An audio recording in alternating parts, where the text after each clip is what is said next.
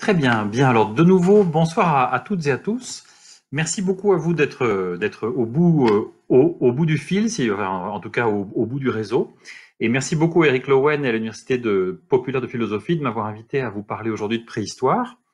Le sentiment évidemment est un peu étrange parce que vous voyez là, je suis en train de parler devant un écran, en train de parler devant je me vois en fait, donc c'est un sentiment un peu étrange de parler à une machine. Le préhistorien que je suis peut-être se dira que c'est le bout de l'évolution humaine que de se retrouver maintenant à parler seul face à des machines. Il faut bien reconnaître que ce long dialogue intérieur que beaucoup d'entre nous ont depuis quelques semaines lié au confinement, eh bien, j'ai l'impression d'en vivre une nouvelle étape en m'adressant à vous sous cette façon-là. En tout cas, je vous remercie de toute façon, là je dis ça en plaisantant bien sûr. Merci beaucoup à vous d'être là. Heureusement qu'il y a le petit fil de message à gauche de l'écran qui permet de voir effectivement que je ne suis pas seulement en train de parler à mon ordinateur portable.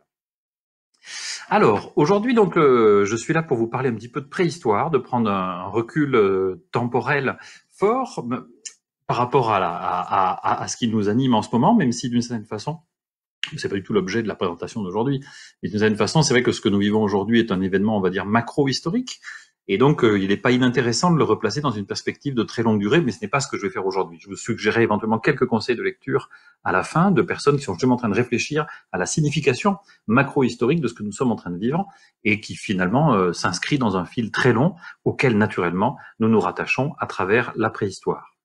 Là, je suis là pour vous parler justement un peu donc de préhistoire au sens propre. Vous passez le test de Turing avec succès. Merci. Je ne sais pas ce que c'est que le Turing, mais voilà. Mais je vous remercie quoi qu'il en soit. Donc là, c'est le fil de message hein, naturellement que je lis d'un œil tout en vous parlant. Donc quand on pense à la préhistoire, on pense évidemment à une période qui est à la fois, comme vous le savez toutes et tous, la plus longue et de très loin de l'humanité, puisque grosso modo, ce qu'on appelle préhistoire, si on veut remonter vraiment aux temps les plus anciens, pèse à peu près 99% du temps que l'homme a passé sur la Terre. Ce temps-là étant même relativement petit par rapport à la durée de la vie sur Terre, et encore bien plus petit par rapport à l'existence même de la Terre. Mais si on s'en tient à l'homme, eh bien, de toute façon, il est vrai que le temps de la préhistoire pèse à peu près 99%. Je dis ça un petit peu au pif, hein, mais c'est pour dire que l'homme, les premières manifestations humaines qu'on peut considérer comme des caractères proprement humains remontent au moins à il y a 3 millions d'années, et sans doute plus, alors que le temps de l'histoire, celui auquel on s'était habitué jusqu'à un siècle ou deux, on va dire, lui, naturellement, ne pèse que depuis 5-6 000 ans maximum, si on tient les premières écritures comme le point de départ de ce qu'on appelle l'histoire. Donc la préhistoire, elle est extrêmement longue, mais le paradoxe, c'est qu'elle a été inventée, découverte, on en a pris conscience suffisamment récemment, pour que petit à petit, on essaye de raccrocher justement dans notre façon de concevoir l'histoire de l'humanité, l'histoire avec un grand H cette fois-ci, pas seulement l'histoire telle que les textes nous l'ont livrée, mais l'histoire avec un grand H, on essaie de raccrocher cette histoire de l'humanité telle qu'on avait appris à la connaître depuis seulement quelques milliers d'années, avec cette très très longue perspective qui nous enracine il y a donc plusieurs millions d'années. Or, pour faire une petite métaphore qui s'applique, je trouve, relativement bien, ça ressemble un peu à la fouille l'histoire de l'humanité dans son ensemble ressemble un peu à la fouille d'un site archéologique en particulier. Ce que je veux dire par là, c'est qu'un site archéologique, par définition, vous commencez toujours par fouiller les strates les plus supérieures, donc vous commencez par fouiller les strates les plus récentes, et puis progressivement, vous descendez dans la stratigraphie pour aller chercher les phases les plus anciennes. Or, beaucoup de gens qui ont fouillé pourront vous faire, et peut-être certains d'entre vous auront-ils déjà vécu cette expérience, on ne comprend pas très bien comment se déroule le fil du temps tant qu'on n'a pas touché ce qu'on appelle, par exemple, si on fouille un site en grotte, le bedrock, c'est-à-dire vraiment le rocher sur lequel ont commencé à se former les premières strates. Pourquoi? Parce que naturellement, toutes les strates postérieures, même si on s'en rend pas compte quand on les fouille, elles se sont déposées en fonction de ce qui s'est passé avant, en fonction de la topographie du terrain, en fonction de tout un tas d'éléments dont on ne mesure pas forcément l'importance tant qu'on les a pas touchés du doigt. Et donc, toute personne qui a fouillé un site en grotte sait très bien que tant qu'on n'a pas touché le bedrock, eh ben, on n'a pas compris la géométrie des couches telles qu'elles se sont déposées par la suite. Mais d'une certaine façon, l'histoire de l'humanité, là je file ma métaphore, l'humanité c'est la même chose. Tant qu'on n'a pas touché la préhistoire, qu'on peut entendre comme une forme de bedrock, eh bien on ne comprend pas très bien comment les choses se passent par la suite. On n'arrive pas à analyser les grands phénomènes mondiaux tant qu'on n'a pas touché ce bedrock qu'est la préhistoire. On ne comprend pas pourquoi il y a des populations qui sont arrivées à dans telle ou telle région. On ne comprend pas pourquoi, par exemple, lorsque les Européens arrivent en Amérique, ils rencontrent des populations humaines qui sont déjà là. Pour comprendre ça, il faut remonter au temps de la préhistoire, bien sûr. Il y a tout un tas de phénomènes qu'on n'arrive pas à comprendre tant qu'on n'a pas touché le bedrock de la préhistoire et tant qu'on n'emprunte pas une perspective de très longue durée alors, je ne sais pas si je pourrais lire en même temps ce que vous me mettez. Tant qu'on n'arrive pas à prendre une perspective de très longue durée pour comprendre le phénomène. Alors, ce que je voulais, là c'était une façon d'introduire que je vais vous parler donc d'un temps qui a été récemment découvert, inventé, dont on a récemment pris conscience, et donc on essaie petit à petit d'intégrer à notre perspective pour comprendre pourquoi l'humanité est telle qu'elle est et comment elle est arrivée à ce qu'elle est aujourd'hui. Mais pour cela, et ça c'est aussi un point important, en fait, il faut comprendre de quelle façon s'expriment les préhistoriens et entre guillemets, d'où parlent-ils. Ce que je veux dire par là, c'est que les préhistoriens, c'est une communauté complexe, assez hétérogène, puisqu'on a parmi les préhistoriens des gens qui naturellement vont plutôt s'intéresser, on va dire, aux sciences de l'évolution, très légitimement, des gens qui viennent plutôt du monde de la biologie et qui vont travailler sur l'évolution de l'homme sur un plan biologique. On a aussi des gens, c'est tout à fait naturel, qui eux viennent plutôt du monde de la géologie, des sciences de la Terre. Ils vont s'intéresser à l'homme dans un cadre de l'évolution de la planète, parfois sur des pas de temps justement et des durées infiniment plus longues que simplement celles qui concernent l'homme. Et puis on a naturellement des préhistoriens, en l'occurrence c'est mon cas, qui viennent du champ des sciences humaines, qui auraient très bien pu peut-être se passionner davantage pour l'Antiquité, le Moyen-Âge, mais les hasards de la vie ont fait que leur première fouille archéologique, quand ils étaient gamins, ou un peu plus tard, ils l'ont fait sur un site préhistorique et que c'est ça qui les a entraînés à s'intéresser à la préhistoire. Je veux dire par là que quand vous rencontrez une communauté de préhistoriens ou quand vous lisez un livre de préhistoire ou quand on a une conférence de préhistoire, vous avez face à vous quelqu'un qui en fait parle depuis un certain point de vue, qui est plutôt ancré dans un monde de la biologie, plutôt ancré dans un monde des sciences de la Terre, plutôt ancré dans un monde des sciences humaines. Ça ne veut pas dire naturellement que chacun ne fait pas l'effort d'aller vers les autres disciplines et de les intégrer dans un discours, mais de fait, on a beau faire plein d'efforts en ce sens, il va de soi qu'on ne peut pas arriver à maîtriser tous les points de vue en même temps. Et pourtant, c'est ça qu'il faudrait arriver à faire. Donc, vous avez bien compris que dans cette petite introduction que je suis en train d'essayer de brosser en quelques instants, j'essaie de vous montrer à quel point parler de préhistoire, ça nécessiterait une grande remise à plat. Une remise à plat à plusieurs niveaux complémentaires. Déjà une remise à plat, ce que je viens d'évoquer à l'instant, des disciplines, au sens où il faudrait arriver à articuler dans un même discours des points de vue qui sont plutôt issus de la biologie, des sciences de la Terre, des sciences humaines, et de voir comment tout ça s'articule pour comprendre comment l'homme a évolué, s'est transformé et a fabriqué des sociétés qui ont évolué et se sont transformées depuis plusieurs milliers d'années. Donc ça demande une grande remise à plat qui n'est pas simple parce qu'il n'y a rien de plus difficile que l'interdisciplinarité. Il n'y a rien de plus difficile que d'arriver à connecter comme ça des disciplines scientifiques assez différentes les unes des autres, même avec toute la meilleure volonté du monde. Et puis de l'autre côté, l'autre point de remise à plat par lequel j'ai commencé, c'est le fait qu'on est habitué à penser l'histoire à partir des cadres tels qu'ils ont été forgés, on va dire grosso modo, depuis l'Antiquité en fait. Et que la préhistoire est inventée depuis seulement 150 ans, 200 ans, alors qu'elle offre une perspective gigantesque. C'est un peu, vous voyez, si on veut faire là aussi une métaphore, c'est un peu comme quand on a découvert le continent américain au XVIe siècle et qu'on s'est rendu compte qu'on ne connaissait qu'un tout petit morceau de la Terre et qu'il restait des continents entiers à découvrir. Là, c'est encore bien plus. On connaissait un tout petit continent temporel qu'était l'histoire et depuis 150 ans, 200 ans, on s'est rendu compte que ce tout petit continent temporel, en fait, c'était l'arbre qui cachait une immense forêt et un immense continent, et ce continent, c'est la préhistoire.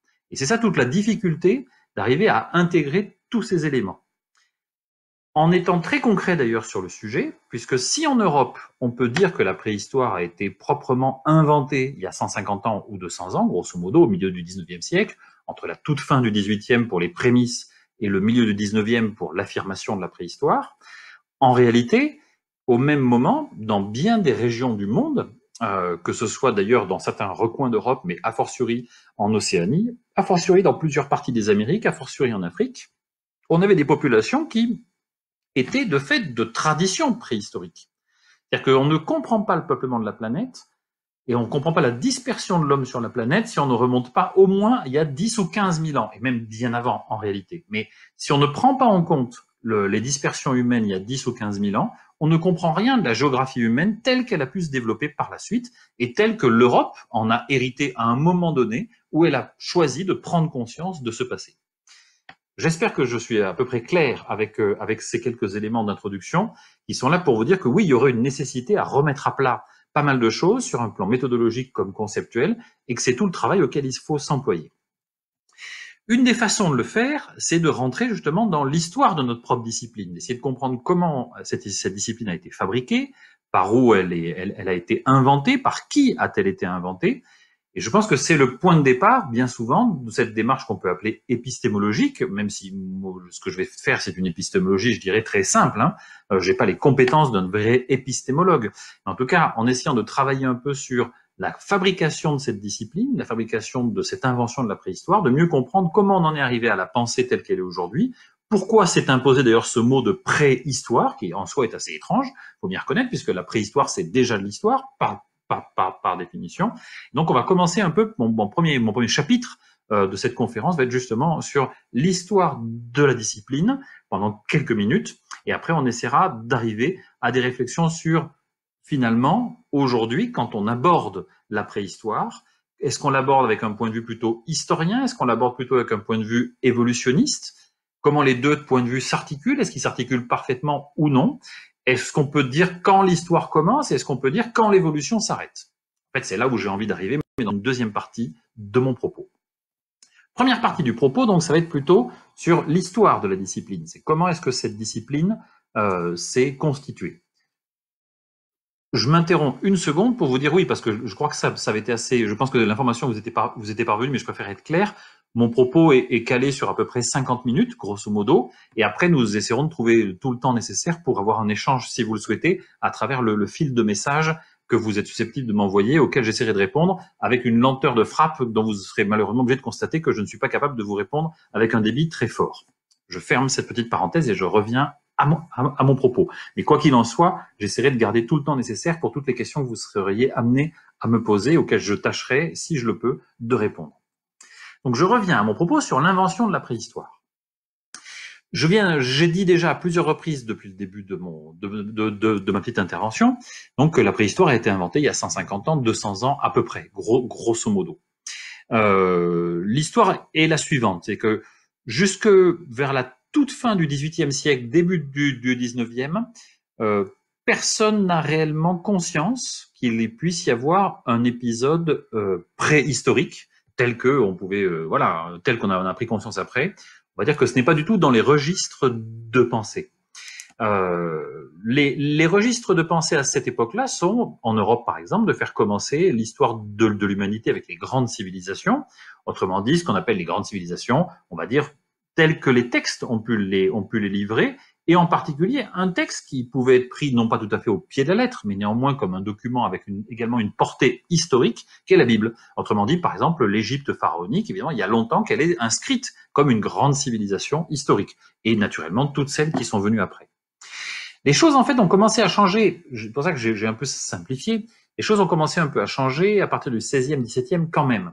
Parce qu'à partir du 16e, 17e, justement, la découverte de certains continents, par exemple les Amériques, amène à repenser une vision de l'homme différente de celle des textes en question, puisque précisément, les textes en question, la Bible par exemple, n'a pas parlé des Amériques. Et donc, il a fallu intégrer une découverte assez déstabilisante pour les Occidentaux. Et de même, pour prendre un point très précis, cette découverte des peuples américains, par exemple, met les Occidentaux en situation avec des peuples qui vivent de manière très différente de ce qu'ils connaissent, qui pratiquent parfois la taille de la pierre, par exemple, pour fabriquer des instruments. Et assez vite, en fait, dès la fin du XVIe, à fortiori au XVIIe siècle, la connexion s'opère entre des objets de pierre taillés trouvés entre les mains de ces populations américaines, sauvages entre guillemets, et des objets de pierre taillés qu'on connaissait en Europe, parce qu'on en ramassait sur le sol européen, mais jusqu'à cette époque-là, on ne leur prêtait pas du tout une origine d'ordre humaine. Et donc c'est précisément la découverte de ces mondes lointains qui fait penser qu'il a pu y avoir finalement peut-être une strate temporelle qu'on ne connaissait pas en Europe, par comparaison avec ce que l'Amérique venait d'apprendre à ces voyageurs. Donc ça, c'est une idée, on va dire, qui germe lentement, très lentement. Vous voyez, c'est un terreau intellectuel comme ça qui petit à petit se fabrique entre le XVIe et le XVIIIe siècle. Mais c'est vraiment fin XVIIIe, on va dire, que les choses démarrent, en particulier à partir de deux disciplines qui sont réellement inventées fin XVIIIe. D'un côté, la géologie, de l'autre côté, la paléontologie. La géologie, donc l'histoire de la Terre, la paléontologie, donc l'histoire des formes animales anciennes, sont des disciplines qui sont forgées, grosso modo, fin XVIIIe, et qui vont exploser scientifiquement au début du XXe siècle, au début du XIXe, pardon, et qu'on va voir se développer tout au long du XIXe siècle avec de très très grandes découvertes dans ces différents domaines. Et c'est à travers cette histoire de la Terre, et c'est à travers cette histoire des formes animales anciennes, que petit à petit, l'homme va surgir. Et il surgit, je dirais, c'est relativement bien connu, il surgit de façon inopinée.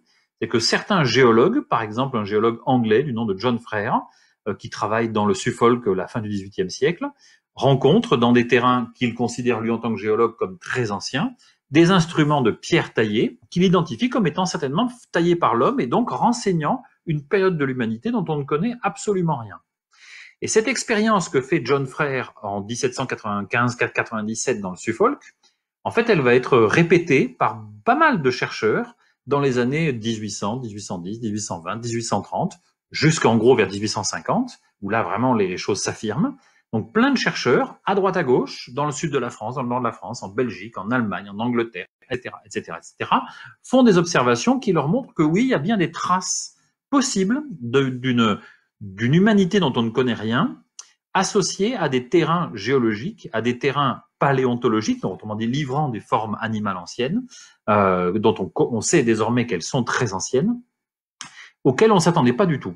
Et ça, c'est la prise de conscience qui s'opère entre, donc on va dire pour faire simple, 1850 et 1800, entre 1800 et 1850. Ça, c'est un des chemins qui va conduire à l'invention de la préhistoire.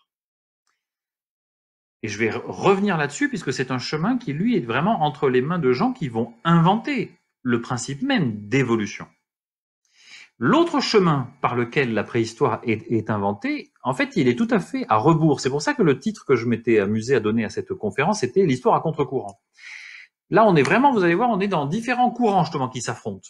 L'autre façon d'inventer la préhistoire, elle est à contre-courant historique au sens propre du terme, c'est que ce sont des gens qui s'intéressent plutôt au départ aux grandes civilisations, autrement dit pour des Européens qui vont s'intéresser à l'Antiquité romaine par exemple, et puis qui vont grimper un peu en gamme en s'intéressant à l'Antiquité celtique, lorsqu'elle devient un phénomène, une manifestation historique qui commence à intéresser les gens. Ça, c'est aussi quelque chose qui se développe au XIXe siècle, on ne va pas trop rentrer là-dedans, mais sachez en passant, je pense que vous le savez déjà, qu'on s'intéresse assez peu en fait à cet étage celtique jusqu'avant le XIXe siècle, et que le XIXe, justement, va se passionner pour cette antiquité celtique.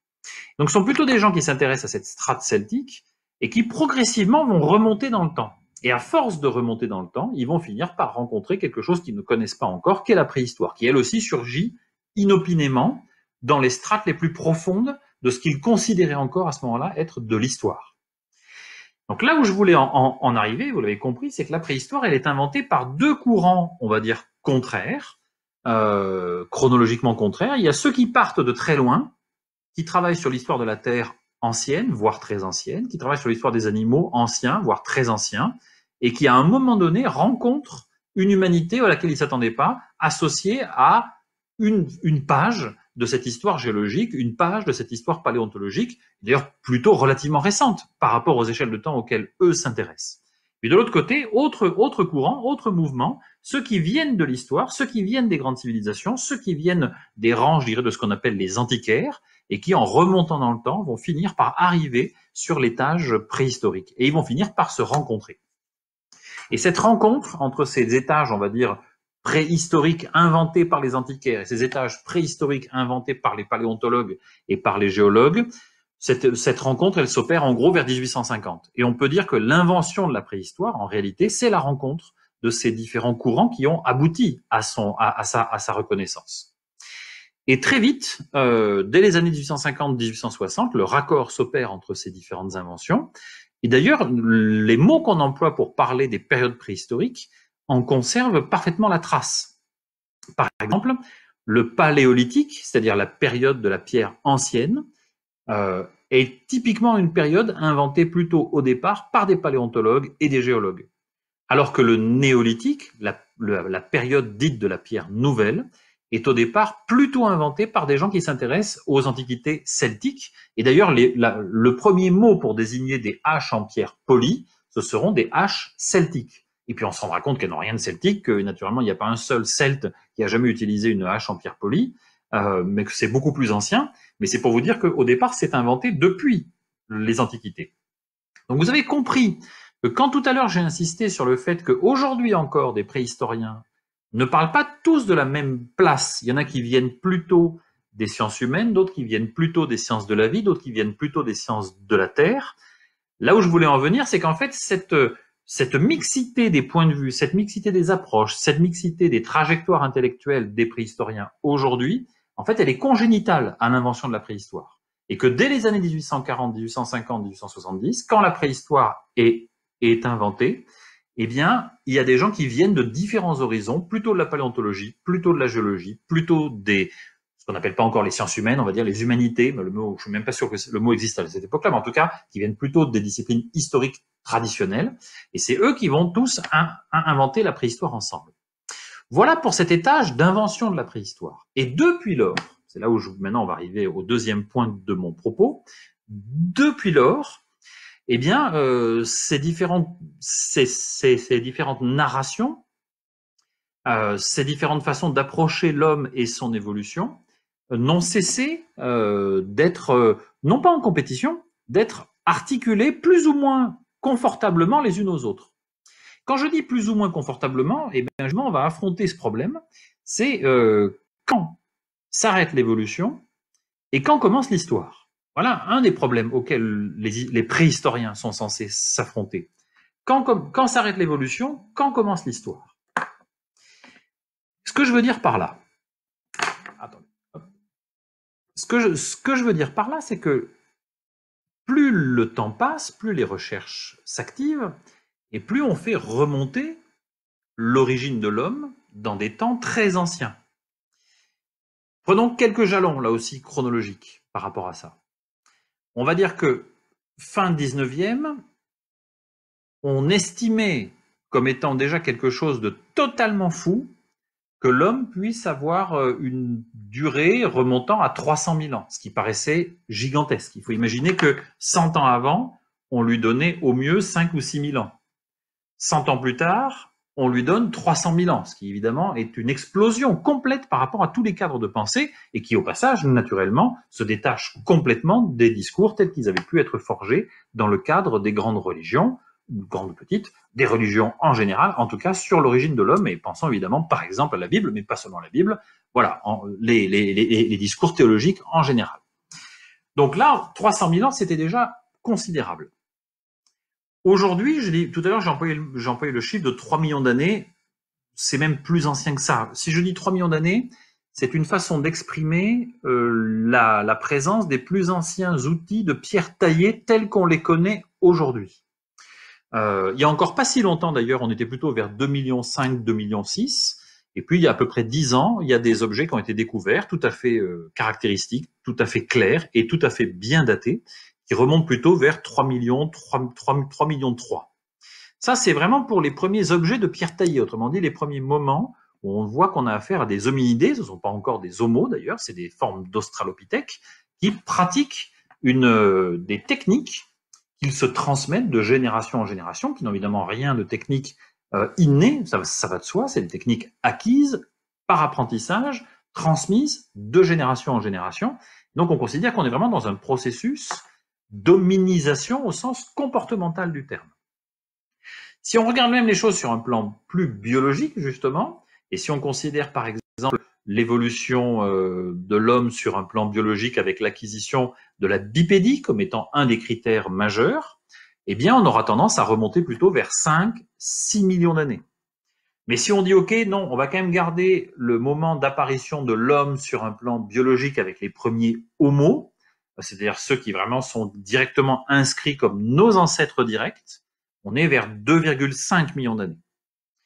Donc là aussi, vous voyez les dates que je vous donne, on va dire que l'hominisation, c'est un processus évidemment très long qui s'opère entre, si on prend certains critères, 5, 6 millions d'années, voire plus anciens encore.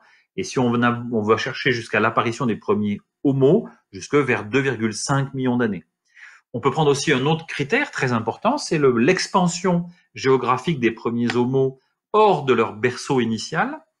Le berceau initial des premiers homos, comme des hominidés en général, antérieurs à eux, les australopithèques par exemple, c'est l'Afrique, notamment l'Afrique de l'Est, notamment l'Afrique du Sud.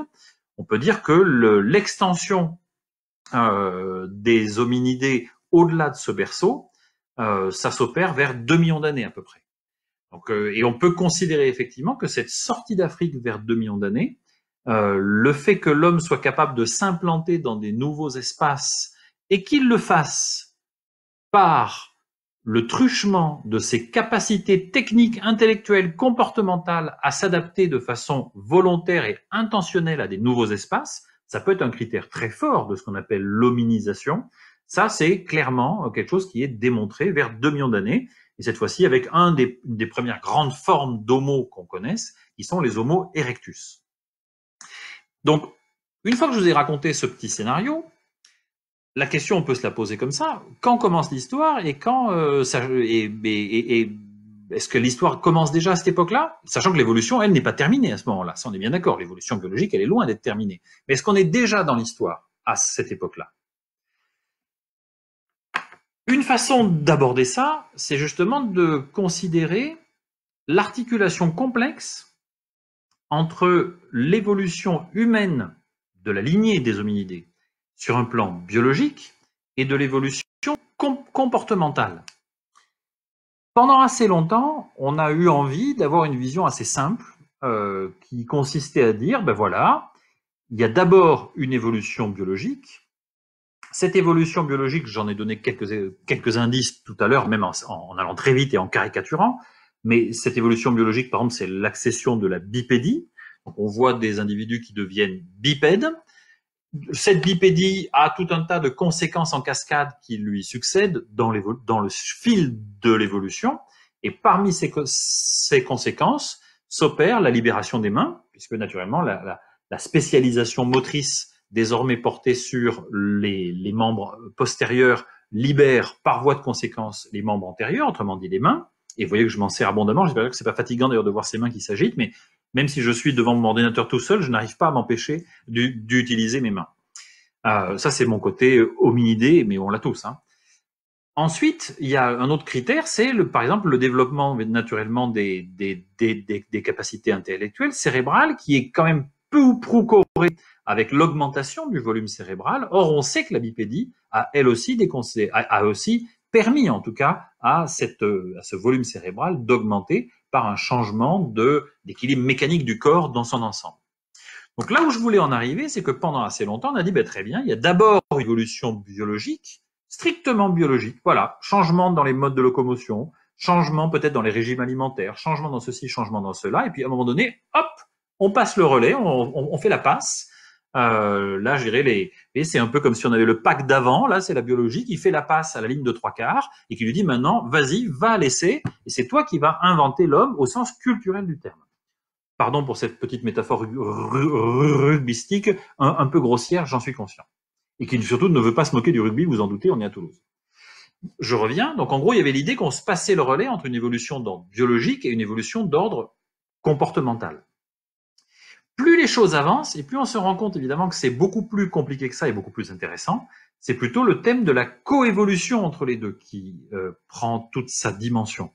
Quand je parle de coévolution, je dis par exemple que tout à l'heure, j'ai évoqué le fait que les premiers outils de pierre taillée, véritables outils de pierre taillée, conçus intentionnellement pour réaliser des actions certainement techniques relativement simples, hein, comme couper de la chair, couper du bois, etc., apparaissent vers 3,3 millions d'années. Ça veut dire qu'ils apparaissent à minima 800 000 ans avant les premiers Homo au sens biologique du terme. La conséquence de cela, elle est simple. Il n'y a jamais eu d'homo au sens biologique qui soit naturel. Je veux dire par là qu'il n'y a jamais eu d'homo au sens biologique qui n'introduise dans son rapport à son environnement l'artifice de l'outil. Il n'y a jamais eu d'homme qui ne soit adapté à son environnement autrement que par le truchement de l'outil, de l'invention technique qui lui permettent de s'adapter à cet environnement.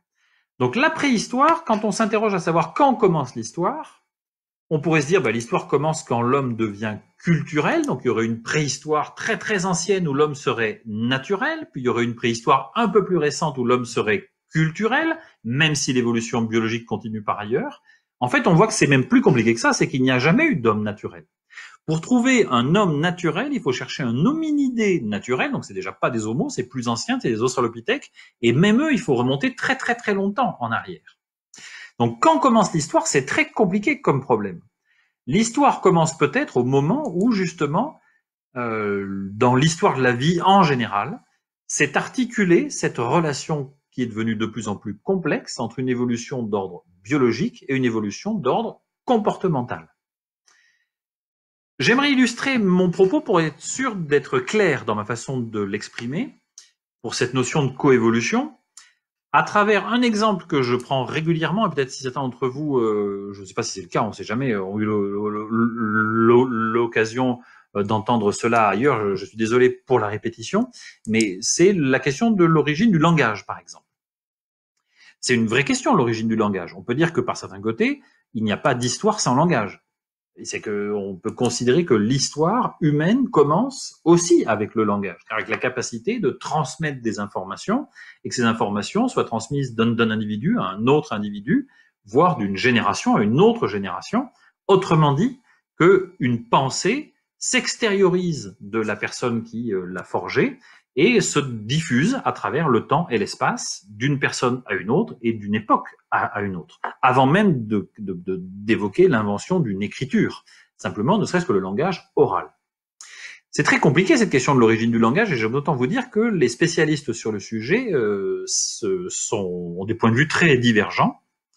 Mais il y a une chose qui est certaine, on ne sait pas quand apparaît véritablement le langage humain, c'est-à-dire autrement dit le langage articulé, parce qu'il y a naturellement plein de modes de communication dans le règne animal qui peuvent être même très élaborés.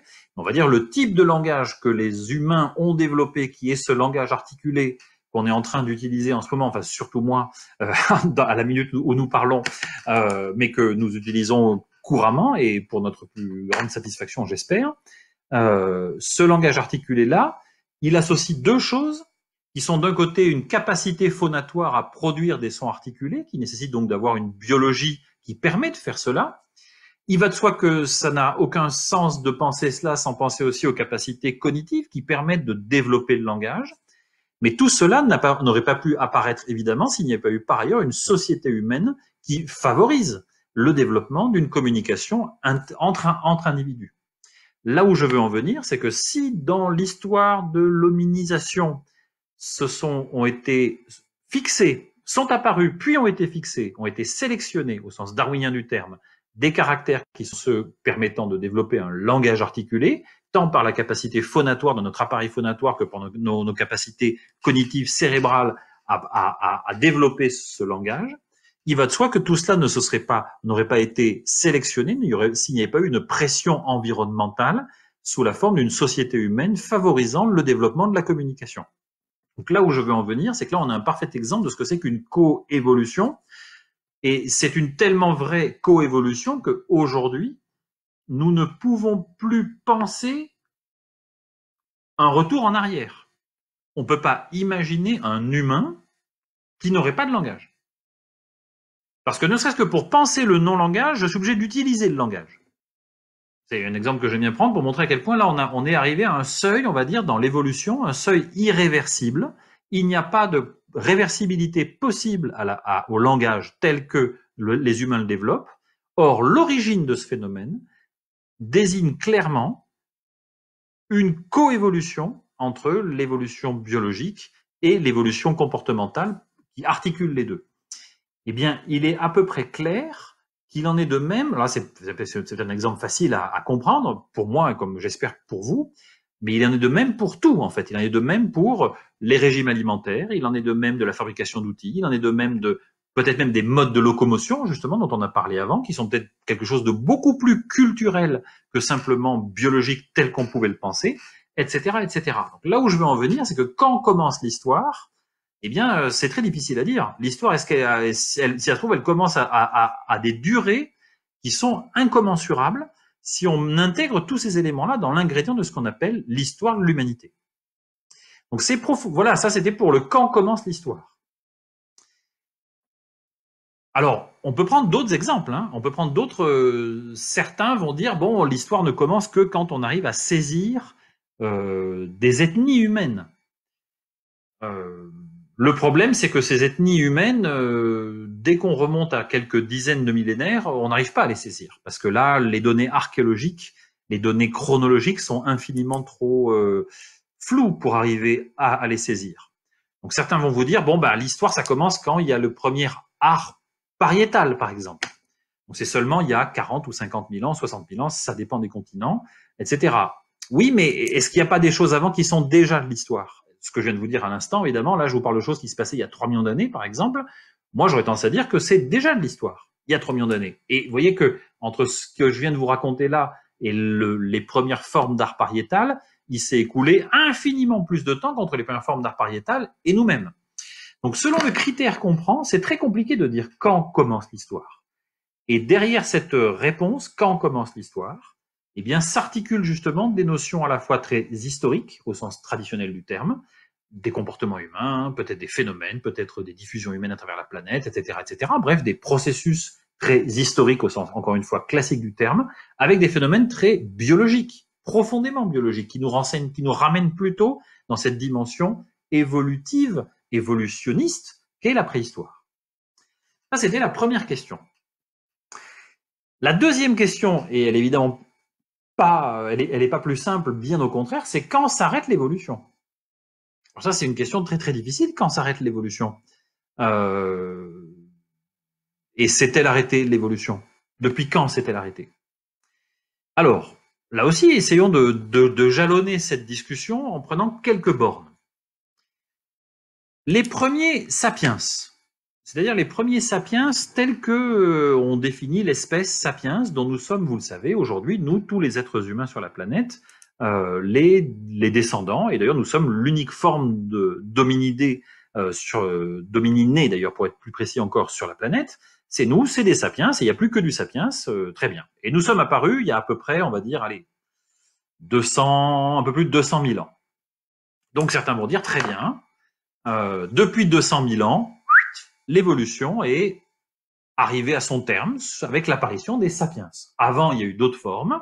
Il y a eu des erectus. Avant les erectus, il y a eu des habilis. Avant les habilis, il y a eu des australopithèques, etc., etc., etc. Mais depuis 200 000 ans, on a sapiens, l'évolution s'est, entre guillemets, arrêtée. Évidemment, c'est une vision qui est très loin de traduire la réalité.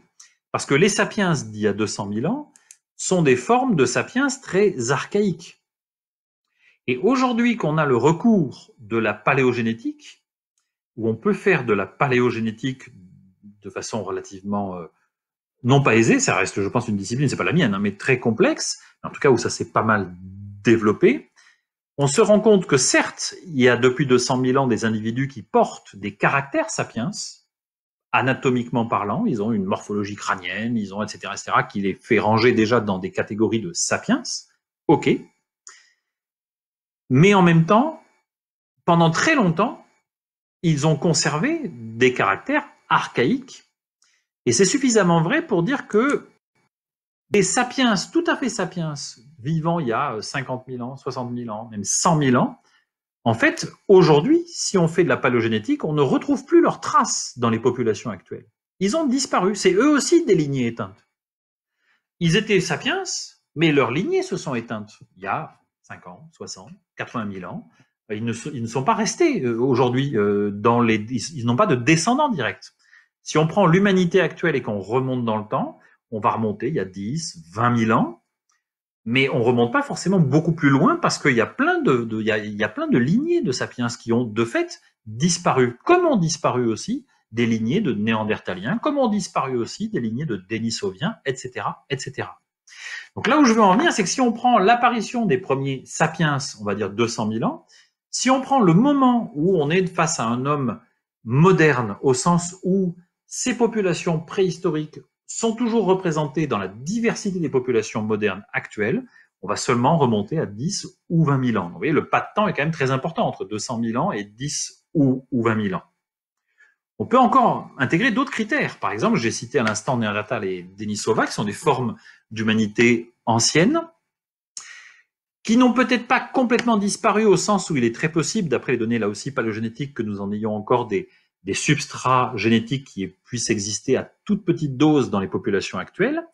Mais grosso modo, on peut dire que oui, jusqu'à il y a, mettons, 50 000 ans, l'humanité était beaucoup plus diverse qu'elle ne l'est depuis.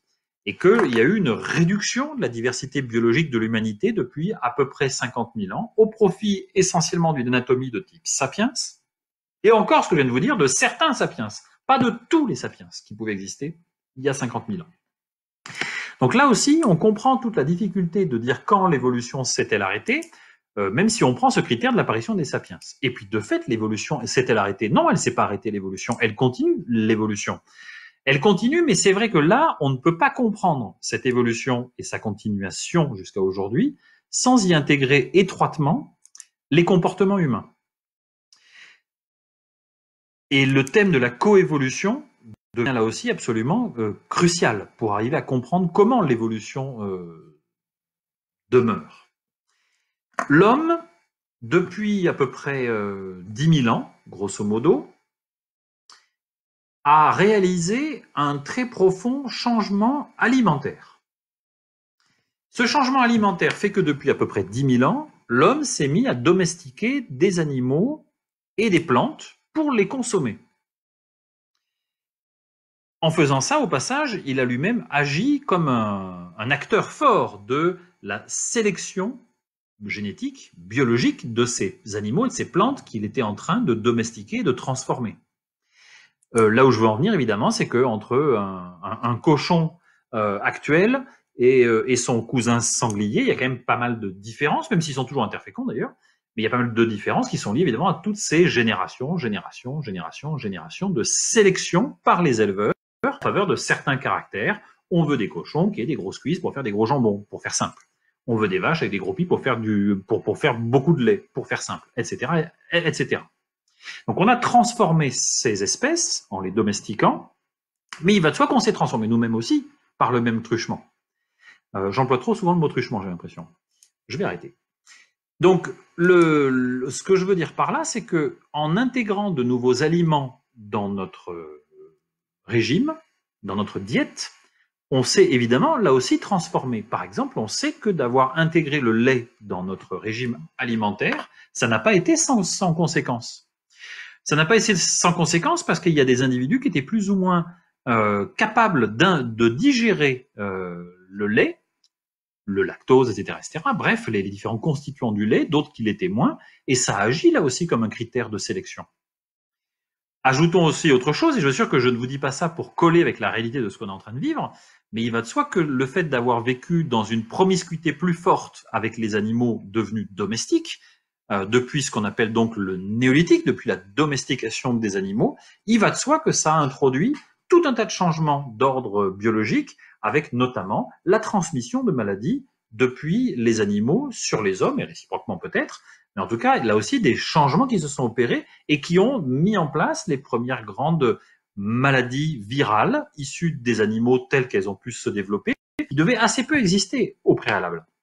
Ça aussi, évidemment, ça a transformé l'humanité, parce qu'il va de soi que les pandémies, elles agissent comme des agents tout à fait terribles de sélection, et par conséquent, bien sûr que ça transforme aussi l'humanité. Donc l'évolution n'est pas terminée parce que comme on a intégré, c'est ce que j'ai essayé de vous dire préalablement, le thème de la coévolution, ça veut dire que plus l'homme transforme ses comportements, plus l'homme transforme sa façon de vivre, plus l'homme transforme son alimentation, etc., etc., etc., et plus il s'auto-domestique, plus il va sélectionner des caractères sur lui-même. Alors par ailleurs, c'est vrai qu'il y a mouvement et contre-mouvement. L'homme, depuis très très très longtemps, s'est donné les moyens de vivre et de survivre et de permettre à des gens de vivre et de survivre quand bien même ils auraient des pathologies qui pourraient être très difficiles, voire létales, voire mortelles. Donc évidemment, on se donne les moyens de vivre et de survivre, mais il n'empêche que par le développement de nos comportements, il va de soi que nous agissons sur notre propre et évolution. Je prends juste aussi ce petit exemple qui est à la fois pour rigoler, mais pas complètement pour rigoler. Si un jour, on commence vraiment, et parce qu'il y a des gens qui l'ont en tête, à développer, même si on est loin de pouvoir le faire, à développer des colonies dans l'espace, imaginons qu'un jour on dise, bah, très bien, on va commencer à développer des colonies dans l'espace. On va envoyer une colonie sur Mars. Je vous accorde que c'est de la science-fiction aujourd'hui. Mais il n'empêche qu'il y a des gens qui y pensent, il y a même des gens qui le financent, il y a même parfois des très grandes entreprises actuelles qui ont par ailleurs un impact économique très fort sur la planète. Et je pense d'ailleurs qu'on est peut-être en train d'en utiliser une. Facebook, je sais pas si le patron de Facebook d'ailleurs s'intéresse à ça de très près ou pas. Je connais pas très bien son pédigré, mais je serais pas très étonné. En tout cas, je sais qu'il y a pas mal de gens qui sont dans ce type de technologie qui s'intéressent fortement à la conquête de l'espace. Et on pense à Elon Musk par exemple, etc., etc. Il va de soi que le jour où on va envoyer des gens sur des colonies dans l'espace, il ne fait à peu près pas de doute qu'on va sélectionner les candidats au départ dans l'espace. On va les sélectionner sur des critères qui sont des critères d'ordre comportementaux, culturels, plein de critères qui vont intervenir. Mais ils vont faire que ceux qui partiront dans l'espace, ce ne sera pas toute l'humanité de manière représentative par rapport à ce qu'elle est dans sa diversité. Ou alors, il faudra vraiment prendre des règles très strictes pour qu'il en soit ainsi. Ce sera là aussi un choix que d'envoyer tout le monde dans l'espace. Et ce sera peut-être pas le cas. Peut-être qu'on n'enverra pas tout le monde dans l'espace. Donc là où je veux en venir, c'est que l'évolution humaine, elle n'est pas finie, loin de là, parce qu'elle est inscrite depuis 3 millions d'années, voire plus, dans ce qui est déjà de l'histoire. Autrement dit, de la fabrique par l'homme de ses sociétés et de ses comportements qui a influé sur l'évolution humaine. Donc, la question quand commence l'histoire, quand s'achève l'évolution, vous voyez bien, évidemment, c'était des questions prétextes. On ne sait pas très bien quand commence l'histoire, elle commence il y a très longtemps. On ne peut pas dire que l'évolution soit arrêtée, loin de là, elle continue, parce que ces deux notions sont étroitement imbriquées, articulées l'une à l'autre, et ne permettent pas on ne peut pas arriver à comprendre même le monde dans lequel nous sommes aujourd'hui sans intégrer cette perspective de très longue durée qui met en avant cette notion de coévolution entre comportement et biologie. Voilà, grosso modo, où je voulais en arriver aujourd'hui par cette petite présentation. Je crois qu'il y a à peu près 50 minutes, comme je vous l'avais dit, que j'ai le plaisir de m'entretenir avec vous. Et si vous le voulez, maintenant, à travers le chat qui est sur notre gauche, je pense que vous devez avoir la même configuration d'écran que le mien, je peux tâcher de répondre aux questions. Alors, ce que je vous propose, c'est que vous me posez les questions par écrit, et moi j'essaierai plutôt d'y répondre à l'oral, ce qui évidemment ira plus vite, et ça déjouera ce que j'avais craint tout à l'heure, qui était que je suis très lent pour taper, parce que je ne tape qu'avec 3 doigts. Malgré cette longue évolution humaine, je n'ai pas encore tout à fait acquis ma capacité à me servir de plus de 3 doigts. Autrement, je suis dans un stade qui est à peu près celui d'un Australopithèque, sans doute. Voilà, je vous passe la parole.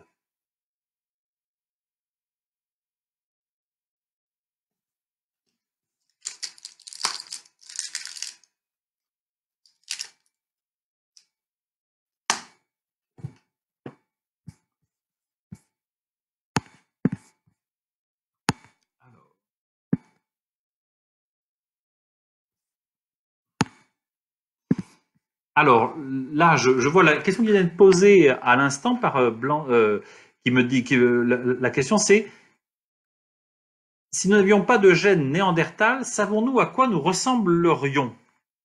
Alors pas encore, mais il n'est pas du tout impossible que les travaux qui vont se développer de plus en plus dans le domaine de la génétique permettront petit à petit de faire un portrait robot. De ce à quoi nous pourrions ressembler. Alors, on ne saura jamais à quoi on pourrait ressembler, parce que par définition, on ne peut pas remonter en arrière sur le fil d'une évolution qui s'est développée comme ça et qui aurait pu se développer autrement, mais ça ne s'est pas développé autrement. Par contre, petit à petit, on arrive à savoir quels sont, par le biais des métissages, des introgressions génétiques, comme on dit, entre des populations de sapiens telles qu'elles pouvaient exister il y a 100 000 ans, par exemple, et les populations de Néandertal et de Denisoviens, par exemple, pour prendre ces deux formes qu'on connaît bien, surtout Néandertal, Denisovien, il est découvert depuis pas très longtemps, on peut commencer à voir quels sont les traits génétiques qui ont été fixés dans les populations humaines. Par exemple, il y a, semble-t-il, ça reste à confirmer, mais semble-t-il, certaines séquences de gènes qui semblent avoir été données en héritage à l'humanité postérieure, celle des sapiens que nous sommes, par les Denisoviens, qui sont des séquences de gènes permettant une assez bonne adaptation en haute altitude. on va dire au-delà de 3 000 mètres. C'est des choses qui jouent évidemment, vous en doutez, sur les formules sanguines et sur notamment la question de la fabrication des globules rouges, par exemple. Donc on peut dire, tiens, peut-être que s'il n'y avait pas eu ce mélange avec des Denisoviens, nous aurions une plus faible capacité d'adaptation en altitude. Et avec les Néandertaliens aussi, c'est des questions qui sont en train d'être discutées quand on essaie d'analyser pourquoi ce sont ces séquences de gènes-là qui sont restées dans le patrimoine des sapiens, liées à des métissages d'il y a X millénaires. Est-ce qu'ils sont restés comme ça, alors que bon, voilà, ils sont, mais ils n'auraient pu ne pas être? Ou est-ce qu'ils sont restés parce que, somme toute, ils ont à un moment donné apporté un petit avantage adaptatif face à tel ou tel type de comportement ou tel type de milieu? Ça, c'est des choses que peut-être de plus en plus nous arriverons à préciser, les paléogénéticiens arriveront à préciser, et on pourra arriver comme ça à voir qu'est-ce qui s'est déroulé dans ces mélanges, plutôt quelles sont les conséquences positives de ces mélanges telles qu'elles ont pu se développer il y a quelques dizaines de millénaires.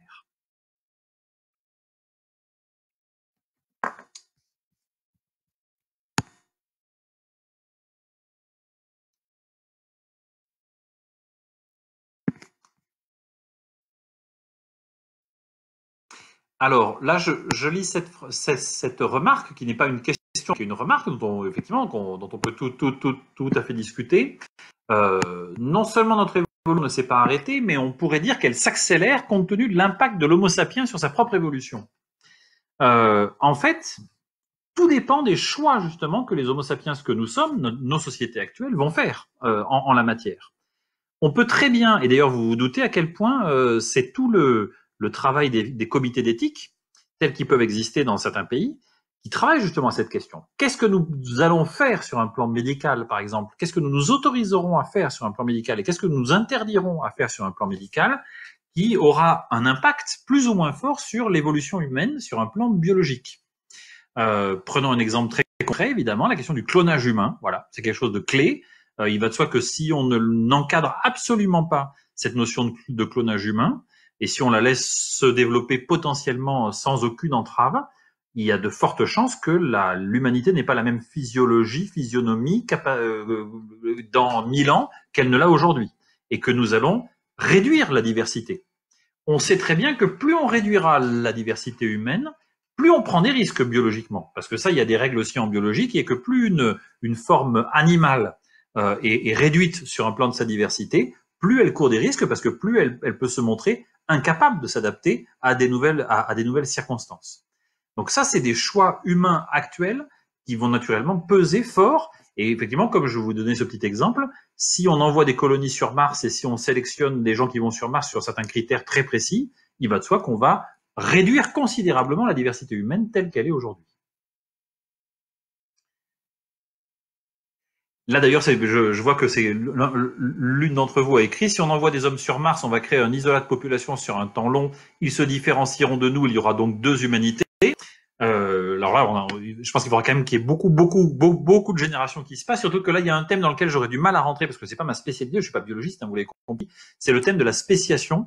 À quel moment est-ce que véritablement des formes issues d'une même espèce, mais se séparant et n'ayant plus aucun contact entre eux, pendant combien de générations faut-il pour que ça finisse par donner vraiment des formes qui ne sont plus la même espèce, donc éventuellement deux humanités différentes? Ça, c'est un thème biologiquement extrêmement complexe à résoudre, et je serais bien incapable de répondre à cette question. Alors, sommes-nous toujours des Homo sapiens? Si notre évolution continue, nous pourrions devenir des Homo XXX. Alors, on est des Homo sapiens sur un plan anatomique. Pour l'instant, nous avons, moi, je peux pas faire de prospective sur l'avenir. En tout cas, ce qu'on peut dire, c'est que depuis 200 000 ans à peu près, il y a anatomiquement des gens qu'on va ranger dans les critères anatomiques de ce qu'on appelle être un Homo sapiens. Mais comme je vous l'ai dit, ce n'est pas pour autant que tous les Homo sapiens d'il y a 200 000 ans sont toujours représentés par une descendance actuelle. Loin de là.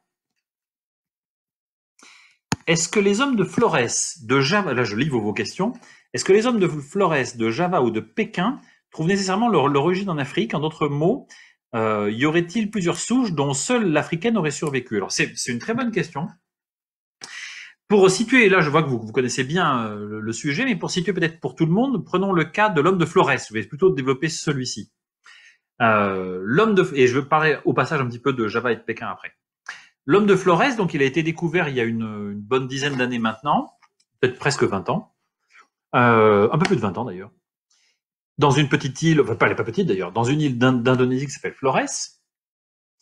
Et quand il a été trouvé, il a beaucoup surpris tous les anthropologues parce qu'il a une forme très archaïque. Quand on dit très archaïque, c'est que il se rattache plutôt à des formes d'Australopithèque que même d'Homo erectus. Alors que là, ça me permet de raccorder, l'homme de Java ou l'homme de Pékin dont vous venez de parler sont des formes d'Homo erectus dont on imagine assez facilement qu'elles, ce sont des formes d'Homo erectus issues d'Afrique, sorties d'Afrique il y a, mettons, 2 millions d'années, et qui finiront par arriver en Asie, comme en Europe d'ailleurs, vers 1,5 million, 1,6 million, un peu plus récent d'ailleurs dans certains cas. L'homme de Flores, lui, nous pose un problème, c'est qu'il correspond à des formes très archaïques. Or, il est très récent par rapport à ça. Il est très récent puisque l'homme de Flores, on peut dire qu'il a vécu sans doute jusque vers 60 000 ans, 80 000 ans, donc très très très récemment. Donc l'homme de Flores aujourd'hui pose un problème qui peut être résolu par deux hypothèses. Soit effectivement, comme vous semblez le suggérer, il y aurait une évolution de plusieurs rameaux d'hominidés, un rameau africain, le plus important, qui a laissé le plus de traces puisque nous en sommes les descendants, et beaucoup d'autres avant nous, Homo erectus, etc., etc.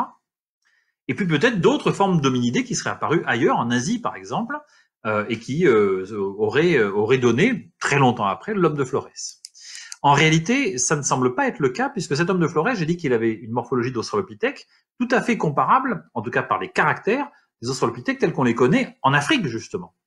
En revanche, ce qu'il nous dit, c'est qu'il y a peut-être des sorties d'Afrique antérieures à Homo erectus.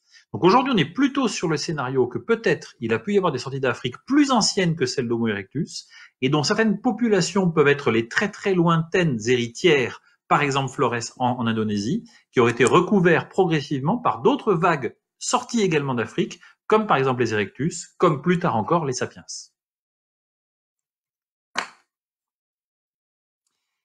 Ah ben j'ai le plaisir de voir Christophe Darmanja, qui nous dit, sans plaider particulièrement pour ma paroisse, Christophe Darmanja étant que lui aussi anthropologue et très versé en préhistoire, ne faudrait-il pas ajouter une troisième discipline à la naissance de la préhistoire, à savoir l'anthropologie sociale? Oui, absolument. Tu as parfaitement raison, Christophe, et j'aurais dû beaucoup plus insister là-dessus. L'ethnologie naissante n'a-t-elle pas été une porte d'entrée j'affiche la suite, une porte d'entrée privilégiée pour comprendre les peuples premiers, nous montrer dans une certaine mesure notre propre passé. Je songe bien sûr à Morgane, mais pas uniquement à lui. Amitié, effectivement, tu as parfaitement raison, Christophe.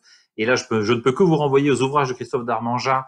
Par exemple, Le communisme primitif n'est plus ce qu'il était, pour un des premiers qu'il ait publié. Et puis je serai là, n'hésite pas peut-être dans le fil des messages à donner toutes les références précises de tes autres ouvrages, qu'on puisse les faire passer à tout le monde. Mais tu as parfaitement raison. C'est une piste que j'ai pas du tout assez explorée, qui est effectivement l'anthropologie. Et c'est le seul moment où je l'ai un tout petit peu initié, mais c'était très insuffisant, c'est quand j'ai parlé de la rencontre, par exemple, avec des populations américaines au XVIe siècle, XVIIe, etc., etc. Mais j'aurais dû embrayer à ce moment-là sur le XVIIIe, sur le XIXe. Effectivement, tout le travail de l'ethnologie naissante, parce qu'il va devenir l'ethnologie, avec cette question vraiment de la construction de catégories humaines avec la forme de qu'est-ce que ça peut être qu'une humanité primitive, dont la préhistoire va évidemment être elle aussi une fille du point de vue conceptuel, et tu as parfaitement raison que l'anthropologie a créé. C'est évidemment quelque chose de très important à avoir en tête et que j'aurais intégré bien davantage.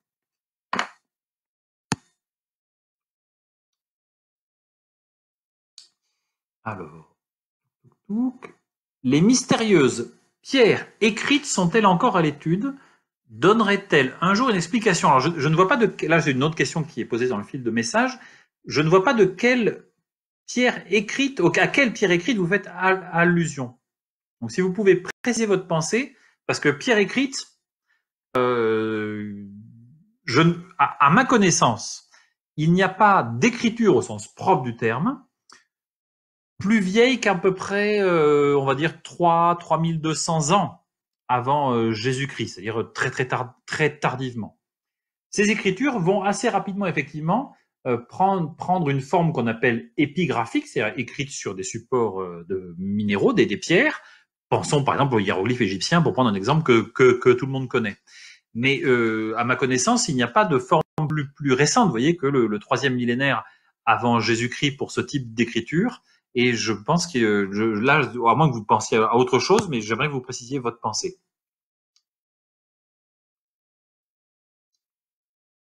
Donc là, tac, tac, tac. Ah ben très bien, je vois effectivement. À ce propos, Christophe Darmangin vous proposera une conférence le vendredi 1er mai à 20h30 sur l'origine des inégalités sociales. Donc là, vous aurez un éclairage infiniment plus circonstancié et que celui que je n'ai malheureusement pas pensé suffisamment à vous apporter sur ces questions-là. Alors, je ne sais pas si j'ai passé en revue toutes les questions ou pas. Je remonte le fil maintenant. Là, je crois qu'on a vu ça. Tac, tac, tac, tac, tac. Et je remercie beaucoup d'ailleurs Eric de rajouter plein d'éléments qui permettent d'apporter plus de substance et des ressources que ce que je vous raconte. Moi, j'en profite pour vous proposer une lecture si vous avez l'occasion. Il y a Jean-Paul Demoule, qui est préhistorien, qui vient de publier un petit texte chez Gallimard qui est en ligne, qui fait partie des textes mis en ligne gratuitement, gracieusement, en temps de confinement par Gallimard, qui s'appelle Préhistoire du confinement. Et je vous invite à aller le lire, c'est très court, ça fait quelques pages, et c'est un petit propos très intelligent et très intéressant, et qui renvoie un petit peu d'ailleurs à ce que j'ai commencé par dire en début, qui n'est pas faux, hein, c'est que je trouve que ce qui est assez fascinant dans ce que nous vivons en ce moment, au-delà du caractère terrifiant que ça peut avoir, et très grave pour certains d'entre nous, là je pense évidemment à tous ceux qui sont directement touchés d'un point de vue sanitaire, c'est que l'humanité est en train de vivre un phénomène effectivement macro-historique, comme sans doute elle n'en a jamais eu conscience d'en vivre, en tout cas tel qu'on le vit en ce moment. Et c'est vrai que ça oblige à regarder les choses à une autre échelle, à la fois spatiale et donc aussi temporelle. Et donc ça donne une place au regard préhistorien, aussi tout bêtement, parce que d'ailleurs c'est un peu le propos de Jean-Paul Demoule, qui lui il est néolithicien, c'est que ce que nous vivons là est le droit héritier d'une relation nouvelle introduite entre les hommes et les animaux, et donc les transferts les transferts de maladies, d'infections qu'il a pu y avoir, de virus qu'il a pu y avoir entre les deux, et qui naturellement s'enracinent dans un passé préhistorique. Je ne dis pas que la gastronomie chinoise, là je dis ça à moitié en plaisantant, hein, naturellement, est d'origine préhistorique, mais en fait si, bien sûr, elle s'enracine en tout cas dans quelque chose de préhistorique. Ah ben voilà, merci beaucoup Eric, là je vois que vous venez de mettre le lien pour la page de Jean-Paul Demoule, et donc le livre s'appelle Préhistoire, avec un petit tiret justement, donc là qui revient tout à fait sur le propos qu'on a eu aujourd'hui, Histoire du confinement aux éditions Gallimard.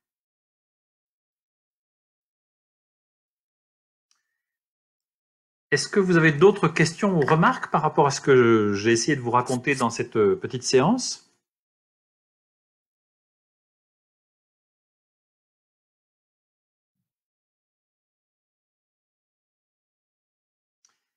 Voilà, je sais que Eric m'avait prévenu qu'il faut toujours laisser un petit peu de temps parce qu'en réalité, entre le moment où moi je parle et le moment où vous répondez, il y a à peu près 20 secondes qui s'écoulent. Donc c'est pour ça que je laisse le temps nécessaire que vous puissiez poser, si vous le souhaitez, quelques questions.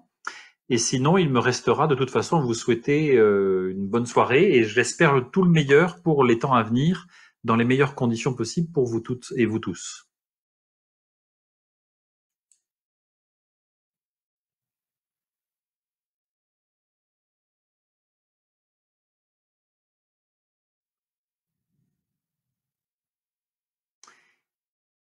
Eric, est-ce que vous voulez ajouter quelque chose, une information, quoi que ce soit, ou est-ce qu'on se souhaite une bonne soirée? Merci Christophe.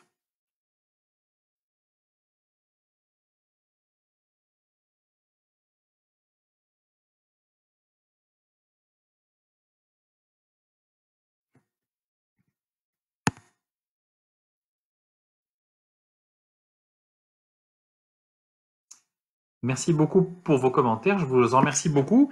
Si ça a été clair, tant mieux. Il est vrai que je vous dis, c'est tout bête, mais Là, s'adresser à soi-même, parce qu'en fait, je vois ma photo à l'écran, s'adresser à soi-même pendant 1 heure, je reconnais qu'il y a des moments où peut-être vous m'avez senti à peine déstabilisé, c'est qu'il fallait vraiment que j'essaie de ne pas penser à ce que j'étais en train de regarder. Il faut à la fois que je regarde la caméra pour m'adresser à vous, et en même temps, il se trouve que je vois ce personnage qui agite les mains et c'est moi en train de parler. Il faut que j'essaie d'oublier que c'est moi qui parle, et il y a des moments où je pense que ça m'a un tout petit peu déconcentré.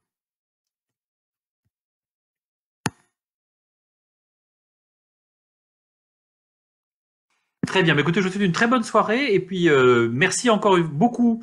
Donc un très très grand merci à Eric Lewen à l'Université populaire pour cette invitation et pour tout le travail qui est fait justement de diffusion et en relation de nous tous à travers ces conférences. Je vous en remercie beaucoup. Très bonne soirée et j'espère à bientôt dans d'autres circonstances. Espérons cette fois-ci plutôt de vive voix. Voilà. Au revoir.